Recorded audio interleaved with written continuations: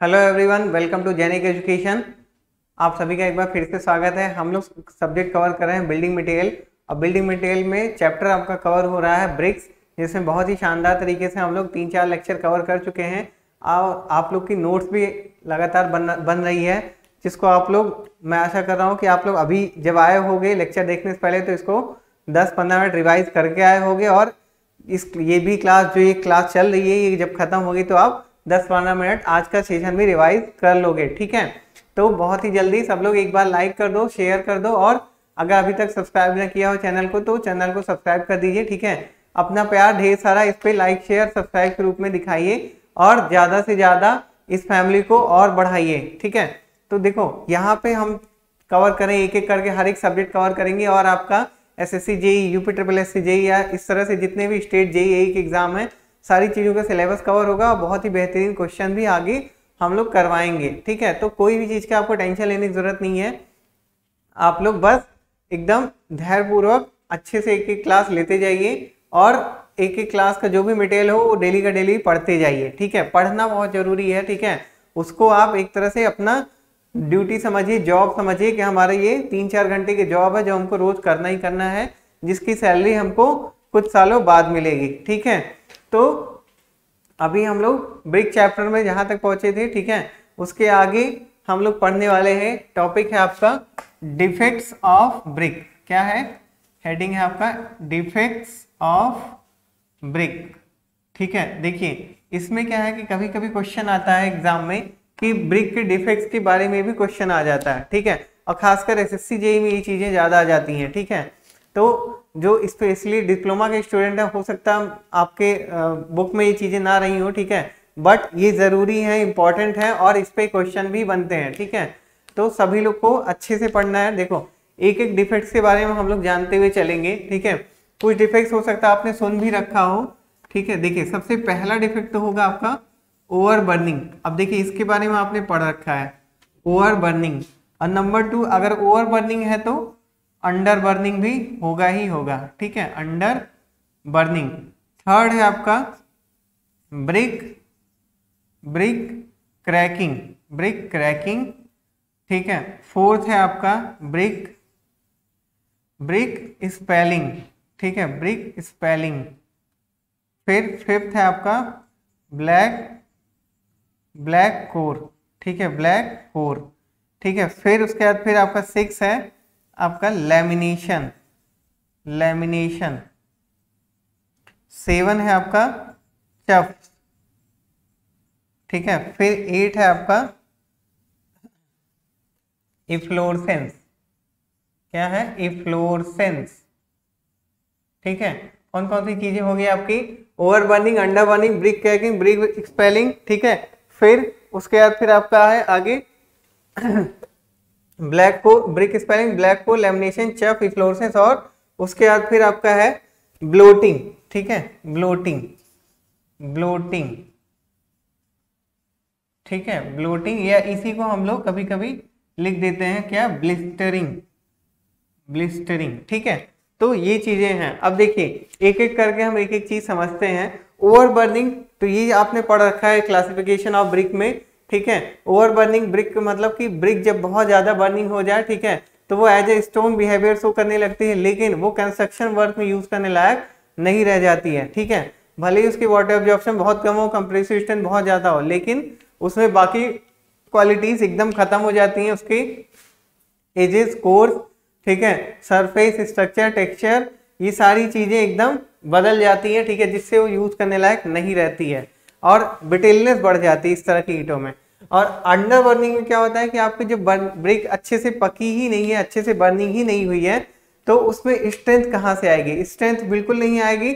और same brick वो भी होगी कि जल्दी से टूट जाएगी, यानी कि उसकी ड्यूरेबिलिटी बहुत कम रहेगी। ठीक है, तो ये भी एक तरह का डिफेक्ट है। ब्रिक क्रैकिंग में क्या है कि ब्रिक जो आपकी बनती है, ठीक है, बनते वक्त ही उसमें क्या होगा कि उसमें क्रैक्स पड़ जाते हैं, जो ये क्रैक्स ही ब्रिक की ड्यूरेबिलिटी और स्ट्रेंथ को कम करते हैं। ठीक है, ड्यूरिंग, ठीक है, बर्निंग ये क्रैक्स बनते हैं। ठीक है, और ब्रिक स्पेलिंग में क्या होता है कि जो आपने ब्रिक आपकी बनी है, ठीक है, उसमें क्या होता है कि ब्रिक आपकी क्या होती है, छोटे छोटे छोटे छोटे टुकड़ों के रूप में टूटकर, गिट्टियों के रूप में टूटकर, छोटे छोटे टुकड़ों के रूप में टूटकर ब्रिक आपका टूटने लगता है। ठीक है, तो ये होता है आपका ब्रिक स्पेलिंग। फिर इसके बाद फिर आपका आता है ब्लैक कोर। ब्लैक कोर का मतलब होता है कि इम्प्रॉपर बर्निंग, यानी कि आपका जो ब्रिक है वो सही से बर्निंग हुई ही नहीं है। कुछ जगहों पे आग सही से लगी है, मतलब टेम्परेचर सही से लगा है, कुछ जगहों पे टेम्परेचर कम ज्यादा लगा है।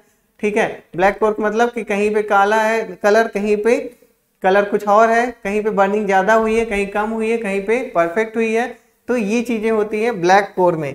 लेमिनेशन की बात करें तो ब्रिक आपका जो होता है, जैसे अगर आपका ब्रिक इस तरह से है, ठीक है, तो क्या होगा कि कुछ थोड़ा बहुत एक एक पार्ट करके ये इधर से एक एक, ठीक है, एक एक लेयर के रूप में टूट करके गिरने लगता है। ठीक है, एक एक भाग टूट टूट कर अलग होगा। ठीक है, तो उसको हम बोलते हैं लैमिनेशन। और चफ्स का मतलब होता है कि जैसे आपने ब्रिक एकदम अभी बर्निंग हो करके आई है और कूलिंग हो रही है, और कूलिंग होते होते ही उस पे बारिश का पानी या पानी किसी तरह से बारिश का पड़ जाए। ठीक है, तो उस पे क्या होंगे कि उसमें छिद्र बन जाएंगे। ठीक है, ये जो छिद्र बनते हैं इन्हीं को हम बोलते हैं चफ्स। और ये क्वेश्चन आपके एसएससी जेईई में आया हुआ है। ठीक है, कि रेन वाटर का पानी अगर ब्रिक पे पड़ जाए, जब ब्रिक आपका कूलिंग हो रहा हो, तब ऐसा डिफेक्ट क्या कहलाता है। ठीक है, तो वो होगा आपका चफ्स। ठीक है, और इफ्लोरेसेंस की प्रॉब्लम आपको मैंने टेस्ट ऑफ ब्रिक में बताया। इफ्लोरेसेंस में क्या होता है कि जब आप ब्रिक जो है उस पर अगर वाटर पड़ता है, ठीक है, और वाटर पड़ने के बाद क्या होगा कि ब्रिक में व्हाइट स्पॉट्स पड़ जाते हैं ब्रिक के एरिया पे, ब्रिक के सरफेस पे। ठीक है, ब्रिक के टोटल एरिया पे हर जगह थोड़े थोड़े व्हाइट स्पॉट्स पड़ जाते हैं। ठीक है, और ये ऐसा होता है इसलिए क्योंकि अल्कलीज बहुत ज्यादा प्रेजेंट रहते हैं आपकी सॉइल, ब्रिक सॉइल में। ठीक है, या ब्रिक अर्थ में। ठीक है, और ब्लोटिंग या ब्लिस्टरिंग का मतलब ये है कि जो आपकी ब्रिक है उसमें कहीं कहीं पे फूल, मतलब सरफेस जो है वो फूल जाती है। ठीक है, तो उसको हम बोल देते हैं ब्लोटिंग या ब्लिस्टरिंग, यानी कि इसका मतलब होता है फफोले पड़ना। तो कहीं कहीं पे हल्का हल्का फूल जाता है। ठीक है, तो ये भी आपको क्या करता है, एक तो सरफेस जो है आपका स्मूथनेस बनी है वो खत्म कर देगा, स्ट्रक्चर जिस शेप में होना चाहिए, जिस शेप होना चाहिए, साइज शेप, ठीक है, साइज शेप उसका बदल जाएगा थोड़ा बहुत, और जब आप उसको कहीं पे रखेंगे तो वो टेढ़ा मेढ़ा रहेगा। ठीक है, एक जैसा, ठीक है, एक प्लेन सरफेस नहीं दे पाएगा। ठीक है, तो ये हो गए आपके सारे के सारे डिफेक्ट्स। ठीक है, इस सब ये आप पूरे के पूरे नोट कर लीजिए।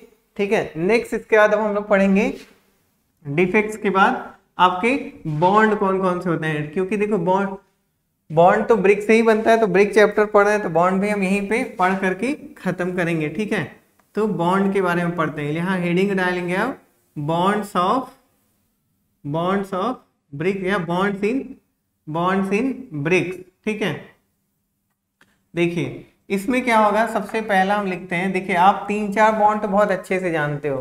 ठीक है, और हमेशा उसका नाम भी लेते हो। जैसे सबसे पहला आप हमेशा बोलते हो हेडर। ठीक है, number 2 stretcher, number 3 English bond, और नंबर 4 फ्लेमिश। अब देखिए ये 4 आप हमेशा जानते हैं। ठीक है, हमेशा इसका नाम लेते हैं, इसके बाद उसको देखे हो, समझे हो, तो पहले इसी को जान लेते हैं। ठीक है, हेडर क्या होता है आपका, हेडर में क्या करते हैं, हम ईंट को, देखो हम ब्रिक ले आए हैं अपने साथ। ठीक है, ब्रिक को हम क्या करते हैं, आपको ब्रिक का ये वाला फेस दिखता है। ठीक है, तो ये हो जाता है हेडर बॉन्ड। ठीक है, सिर्फ आपको पूरी की पूरी वॉल में इस तरह से फेस दिखेगा। ठीक है, अब हेडर के बाद स्ट्रेचर में आपका क्या होगा, ब्रिक में आपको क्या दिखेगा, इस तरह से, यानी कि लेंथ और हाइट। ठीक है, या थिकनेस कह लेते हैं। ठीक है, तो आपको ब्रिक में क्या दिखेगा, लेंथ और हाइट, इसको हम बोल देते हैं स्ट्रेचर। और इंग्लिश बॉन्ड में हम क्या करते हैं, इंग्लिश बॉन्ड में देखिए आपका क्या होगा, इंग्लिश बॉन्ड में हम क्या करते हैं कि वन लेयर ऑफ हेडर।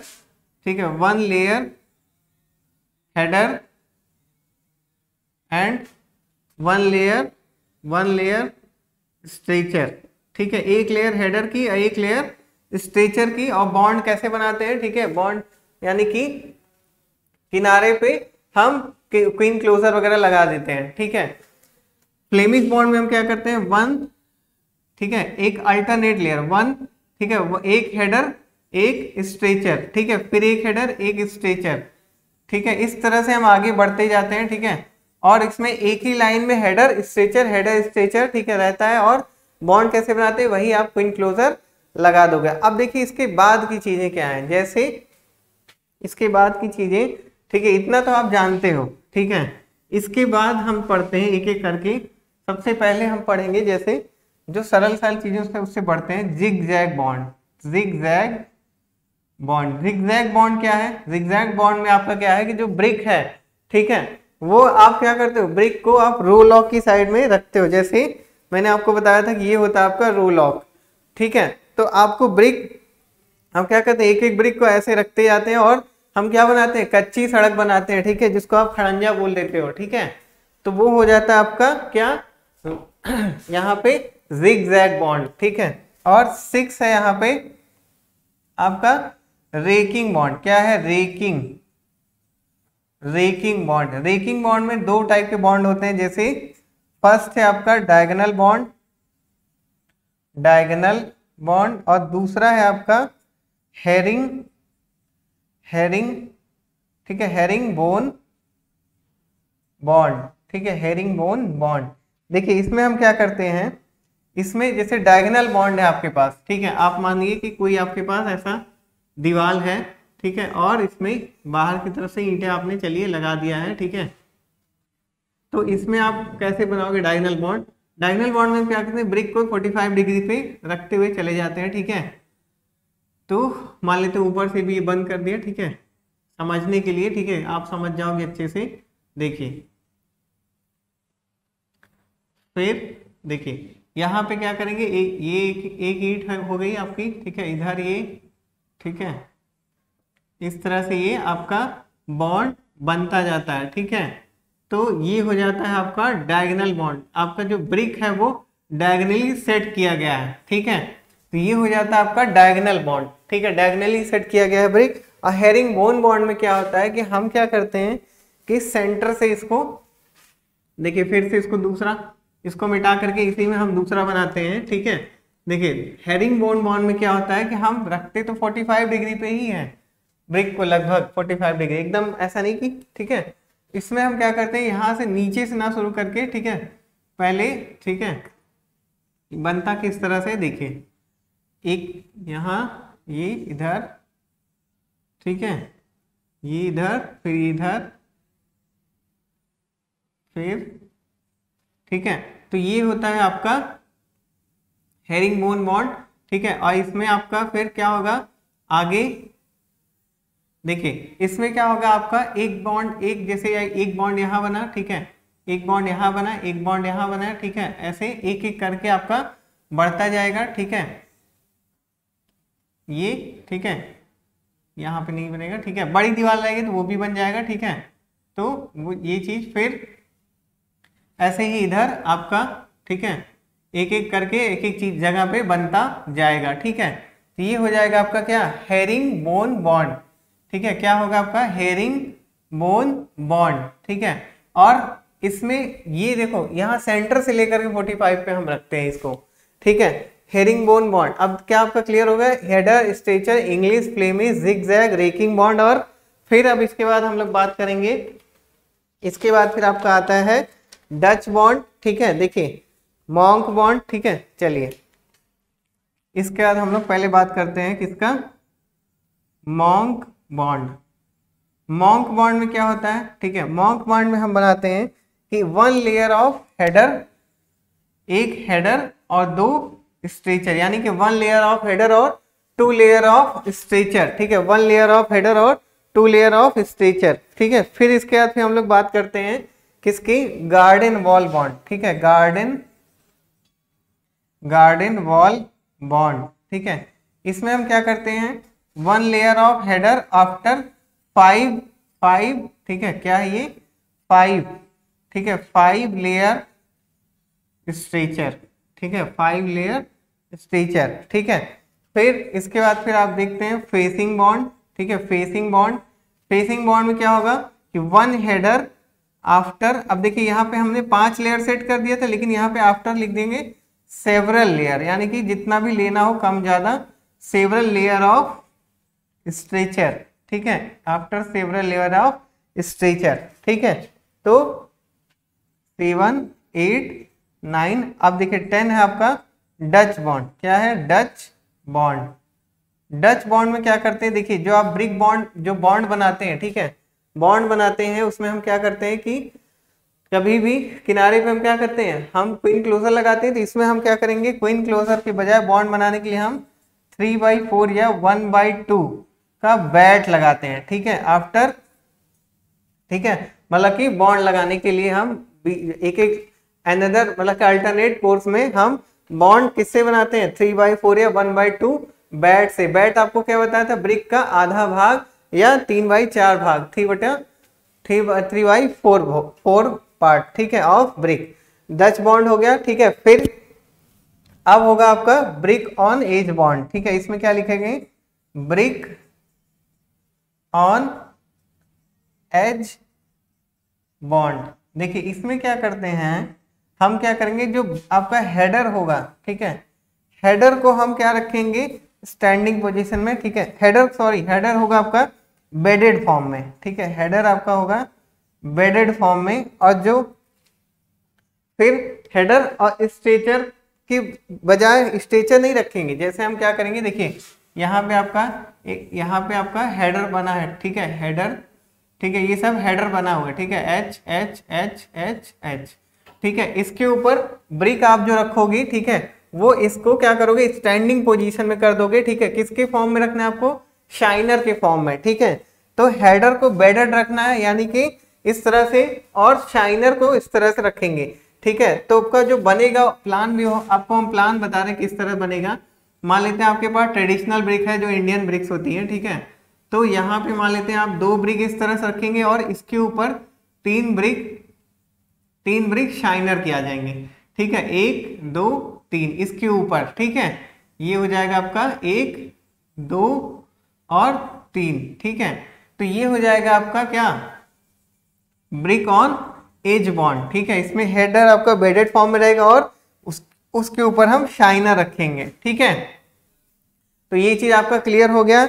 अब हम लोग बात करते हैं किसके बारे में, देखिए यहाँ पे आपका डिफेक्ट्स क्लियर हुआ, बॉन्ड्स इन ब्रिक्स क्लियर हुआ। अब इसके बाद जो है कौन कौन से बॉन्ड हमने पढ़े, header, stretcher, English, Flemish, zigzag, racking में 2 भाग था, डायगोनल बॉन्ड और हेरिंग बोन बॉन्ड, फिर monk bond, garden wall bond, facing bond, ये दोनों लगभग एक जैसे हैं, डच बॉन्ड और ब्रिक ऑन एज बॉन्ड। ठीक है, गार्डन वॉल बॉन्ड में एक चीज और होती है कि ये जो 1 header after 5 layer of stretcher है, ये चाहे तो आप as a English bond use करो।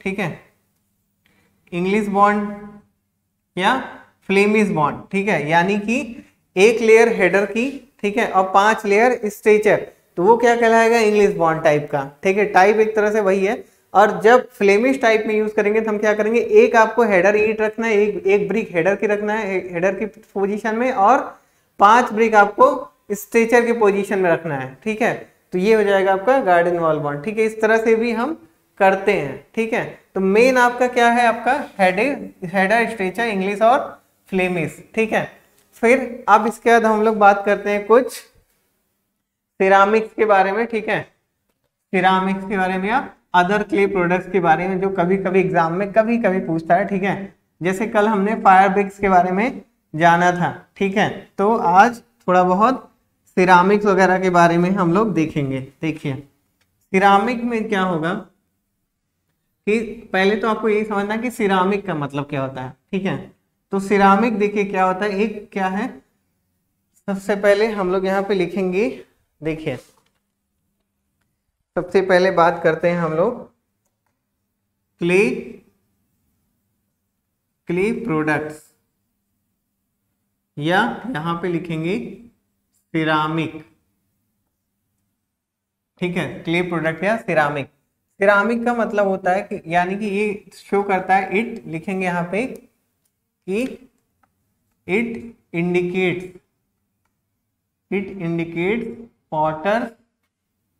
ठीक है, पॉटर्स आर्ट, यानी कि जो ये मिट्टी से बनी चीजें होती हैं, ये कुम्हार की एक तरह से कला होती है। ठीक है, कुम्हार अपनी कला दिखाता है मिट्टी में, तो कुछ ना कुछ नया प्रोडक्ट बन करके आता है। ठीक है, अब इसमें ये जो सिरामिक है, ये ग्रीक वर्ड है। क्या है, ग्रीक वर्ड। जिसका सही मतलब है ये किस वर्ड से मिलकर के बना है, केरामॉस। केरामॉस का मतलब होता है, केरामॉस का मतलब होता है पॉटर्स अर्थ, यानी कि कुम्हार की मिट्टी। ठीक है, पॉटर्स अर्थ, ये नहीं कि पृथ्वी कुम्हार की है। ठीक है, तो ये हो गया आपका केरामॉस पॉटर्स अर्थ। अब देखो क्ले प्रोडक्ट्स है कौन कौन से, हम देखें। ब्रिक के बारे में पढ़ चुके हैं, क्या है ब्रिक। फायर ब्रिक्स के बारे में पढ़ चुके हैं। ठीक है, फायर ब्रिक्स। फिर इसके बाद आता है टाइल्स, फिर अर्थिन या अर्दिन, और अर्दिन एंड स्टोनवेयर, स्टोनवेयर। ठीक है, फिर पोर्सलेन, पोर्सलेन और टेराकोटा। ठीक है, इतनी चीजें आपकी यहाँ पे एक तरह से हम पढ़ने वाले हैं। तो देखो ब्रिक्स के बारे में आपने पढ़ लिया, वो भी क्ले प्रोडक्ट है, फायर ब्रिक्स भी।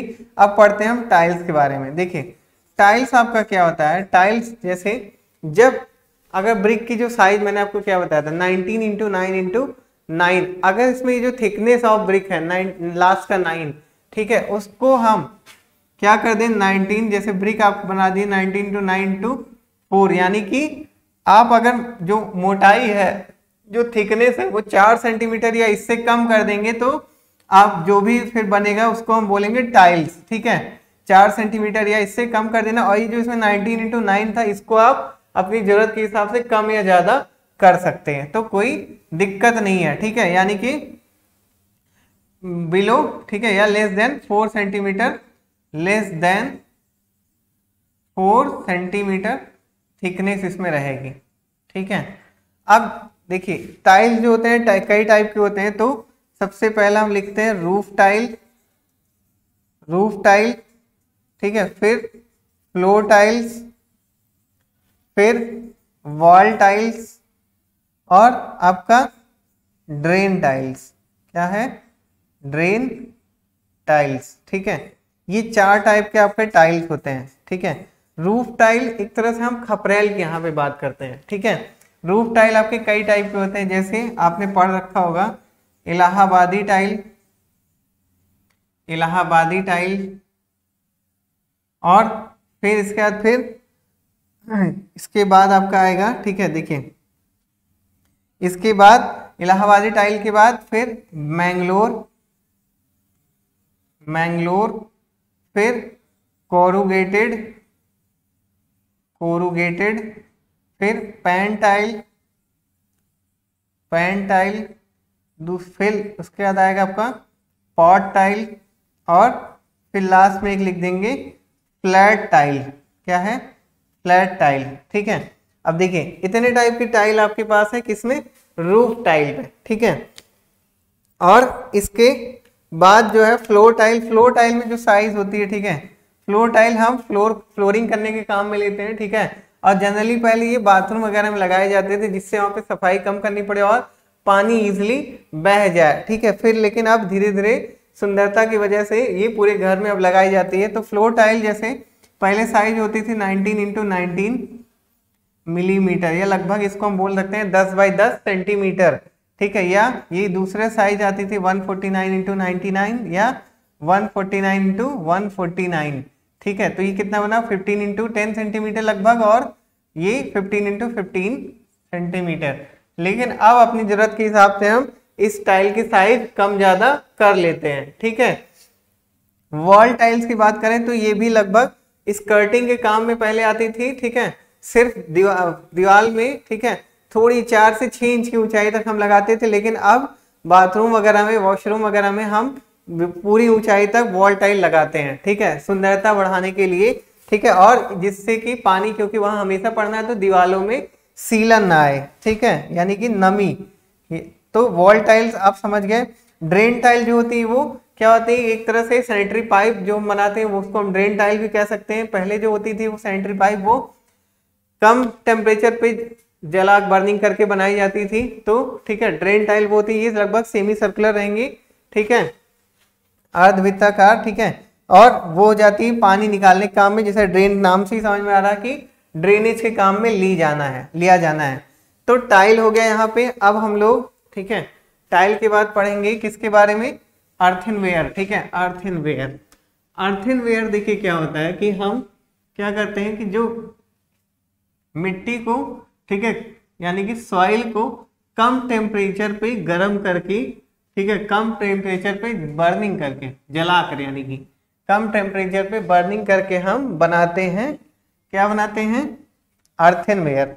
उसमें हम क्या मिला देते हैं, केओलिन, फ्लिंट और फेल्सपार वगैरह, ठीक है, केओलिन, फ्लिंट और फेल्सपार, ठीक है। देखिए यहाँ पे हम लोग लिखते हैं क्या, एक एक चीज हम लोग लिखेंगे, जैसे आपका है अर्थनवेयर, ठीक है, अर्थनवेयर, ठीक है। इसमें हम क्या लिखेंगे अर्थनवेयर में कि इसको हम सॉइल को कम टेम्परेचर पे बर्निंग करा करके बनाते हैं, टेम्परेचर कम रखना है, और इससे बने प्रोडक्ट जो होते हैं वो क्या होते हैं, जैसे आपका सुराही, घड़ा, ठीक है, तो ये चीजें जैसे दीपक वगैरह, ठीक है, वो अर्थनवेयर होते हैं, ठीक है। और इसमें हम क्या करते हैं, केओलिन, फ्लिंट और फेल्सपार, ये चीजें भी मिला देते हैं, ठीक है। और आपका स्टोन वेयर क्या होता है, देखिए स्टोन वेयर में हम क्या करते हैं, जैसे आपका सीवेज या सैनिटरी पाइप, यानी कि इसमें क्या करना है कि अर्थ को, सॉइल को इतना पकाना है कि वो as a stone behaviour show करने लगे, ठीक है, यानी कि ज्यादा टेम्परेचर पे बर्निंग कराना है आपको सॉइल को, ठीक है। और उसमें भी ये चीजें हम मिलाते हैं अधिक मात्रा में, ठीक है। इसका जैसे एग्जांपल होगा आपके पास कि सैनिटरी पाइप वगैरह हम बनाते हैं, ठीक है, और क्या क्या बनाएंगे हम इससे, सैनिटरी पाइप के बाद जार वगैरह आप बनाते हो, सीवेज पाइप बनाते हो, ये सारी चीजें आप बनाते हो, ठीक है। फिर इसके बाद फिर हम लिखेंगे यहाँ पे क्या, पोर्सलेन, देखिए पोर्सलेन को हम क्या करते हैं, इसमें हम क्या करते हैं, केओलिन को, ठीक है, केओलिन को मिला करके, केओलिन को लिक्विड ग्लास, केओलिन में लिक्विड ग्लास यानी कि द्रवी कांच को में मिला करके दो बार पकाते हैं, ठीक है।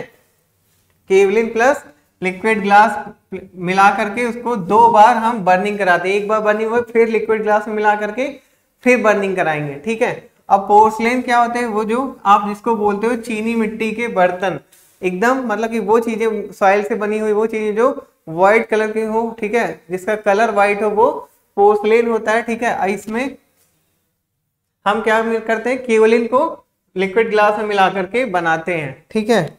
फिर अब इसके बाद फिर आपका लास्ट है आपका टेराकोटा, देखिए टेराकोटा एक इटालियन वर्ड है, ठीक है, क्या है, इटालियन वर्ड, जिसका मतलब है, टेरा का मतलब होता है अर्थ, टेरा का मतलब है अर्थ, और कोटा का मतलब है बेक्ड, यानी कि बेक, ठीक है। तो इसका मतलब है इट मीन्स, लिख देंगे इट मीन्स, ठीक है, बेक्ड अर्थ, बेक्ड अर्थ का मतलब कि पकी हुई मिट्टी, ठीक है, it means baked earth. Terracotta आपका, ठीक है, क्या मतलब है, इटालियन वर्ड होता है जिसका मतलब होता है अर्थ, मतलब कि टेरा का मतलब अर्थ और कोटा का मतलब बेक्ड, और इसका मतलब टोटल क्या निकलता है, बेक्ड अर्थ। अब इसके आगे क्या है, ये 2 टाइप का होता है, ठीक है, एक तो आपका होगा पोरस टेराकोटा, और दूसरा होता है आपका ग्लेज्ड टेराकोटा, ठीक है। 2 टाइप का होता है टेराकोटा आपका, पोरस और ग्लेज, ठीक है। पोरस जो होता है वो सॉफ्ट रहेगा, ठीक है, उसमें थोड़े से क्या होते हैं कि छिद्र वगैरह होंगे, ठीक है, इसीलिए इसको पोरस लिखे हैं। और ग्लेज जो होगा वो एकदम से हम उसको ग्लेजिंग करके बनाते हैं, उसमें शाइनिंग होती है, ठीक है। और इसको हम क्या करते हैं, बनाते कैसे हैं, आप इसको 5 भाग सॉइल 2 भाग व्हाइट सैंड, देखिए 5 भाग सॉइल 2 भाग व्हाइट सैंड, ठीक है, पिगमेंट, ठीक है, पिगमेंट्स, ठीक है, ये सारी चीजें मिला करके, ठीक है, और ग्लास वगैरह मिला करके, पिगमेंट एंड ग्लास मिला करके हम बनाते हैं, ठीक है। तो ये चीजें से मिलकर के आपका बनता है टेराकोटा। ठीक है, ये जैसे क्या करते हैं साउंड प्रूफ वगैरह होता है, ठीक है, तो इसको यूज करने से साउंड प्रूफ हो जाता है, फायर प्रूफ भी थोड़ा बहुत हम मान सकते हैं। ठीक है, फिर टेराकोटा के बाद हम पढ़ेंगे अब, ठीक है, टेराकोटा के बाद अब पढ़ेंगे टेराजो के बारे में। देखिए टेराजो भी आपने कभी कभी देख रखा होगा, टेराजो। टेराजो टेराजो क्या होता है, कैसे हम बनाते हैं कि हम कंक्रीट में मार्बल चिप्स मिला देते हैं। क्या मिलाते हैं? Marble chips. मार्बल मतलब संगमरमर, ठीक है, उसके छोटे छोटे टुकड़े, और उसको मिला करके, ठीक है, फिर उसके बाद ग्राइंडिंग कर लेते हैं और उसको जिस साइज में शेप में चाहिए उस साइज शेप के काट करके बना लेते हैं और उसको फिर मार्केट में सेल कर देते हैं। वो होता है आपका टेराजो। क्या करते हैं, कंक्रीट में आप क्या करोगे, मार्बल चिप्स मिलाओगे, फिर अच्छे से ऊपर की जो सरफेस है उसको ग्राइंडिंग कर लेते हैं। ठीक है, तो आपको जो बनेगा टाइल्स टाइप का, उसमें मार्बल के चिप्स भी इसमें दिखेंगे। ठीक है, ये होता है आपका क्या, टेराजो। ठीक है, और उसके बाद फिर आपका आएगा ग्लेजिंग। क्या है आपका लास्ट टॉपिक है आपका, लास्ट टॉपिक है आपका ग्लेजिंग। ग्लेजिंग देखो, ग्लेजिंग दो टाइप की होती है। ग्लेजिंग का मतलब ये है कि किसी भी चीज पे ऊपर एक, ठीक है, किसी भी मटेरियल के ऊपर एक लेयर, ठीक है, किसकी देना, ठीक है, कांच की, यानी कि जिससे वो शाइनिंग कर सके। कोई भी मटेरियल शाइन किस वजह से करता है, क्योंकि उस पर ग्लेजिंग की गई रहती है। और ग्लेजिंग दो टाइप की होती है, एक तो चाहे ट्रांसपेरेंट ग्लेजिंग हो या दूसरा ओपेक हो, यानी कि इनट्रांसपेरेंट, ठीक है, नॉन ट्रांसपेरेंट कह सकते हैं हम। ठीक है, तो आपका ग्लेजिंग जो होगा वो क्या होगा, दो टाइप का होगा आपका। है सबसे पहला ट्रांसपेरेंट, ट्रांसपेरेंट, और दूसरा है आपके पास ओपेक। ओपेक, ट्रांसपेरेंट और ओपेक। ट्रांसपेरेंट में हम क्या करते हैं, ट्रांसपेरेंट में हम जो भी मटेरियल है उसको साल्ट के सॉल्यूशन में या लेड ऑक्साइड के सॉल्यूशन में, ठीक है, मतलब चाहे तो साल्ट का सॉल्यूशन या लेड ऑक्साइड का सॉल्यूशन का हम एक लेप लगा देते हैं। ठीक है, और ओपेक में क्या करते हैं, इसमें एक तो नॉन ट्रांसपेरेंट है, तो हम क्या करेंगे, ऊपर से एक लेयर आप सिर्फ ग्लास का चढ़ा देते हो, मतलब कि लिक्विड ग्लास आपके पास मौजूद रहता है, उसमें आप मटेरियल को डुबा करके बस निकाल लेते हो। ठीक है, तो वो बन जाता है आपका ओपेक। जिस भी कलर में हम चाहिए हो उस तरह से हम सॉल्यूशन बनाए रहते हैं ग्लास का। ठीक है, तो यहाँ पे आपका सारी चीजें एक तरह से क्लियर होती हैं और यहाँ पे चैप्टर फिनिश होता है ब्रिक का। ठीक है, ब्रिक में क्या क्या चीजें आपने पढ़ा, आपने आज क्या क्या पढ़ा ब्रिक में?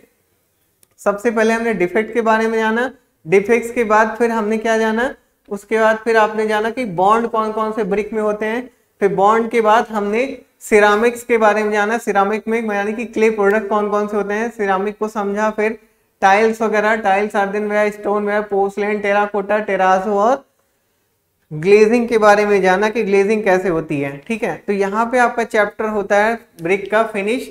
नेक्स्ट चैप्टर अब हम लोग स्टार्ट करेंगे नेक्स्ट क्लास में। और आज जो भी मतलब ये जो चैप्टर फिनिश हुआ है, जैसे ही क्लास खत्म होती है आप लोग अच्छे से पूरे का पूरा चैप्टर को रिवाइज कर लेंगे। ठीक है, कोई भी चीज छूटेगा नहीं। ठीक है, आगे इसके क्वेश्चन भी कराए जाएंगे, तो आपको किसी भी चीज की टेंशन लेने की जरूरत नहीं है। ठीक है, तब तक फिर आप लोग अच्छे से रिवाइज करते रहिए।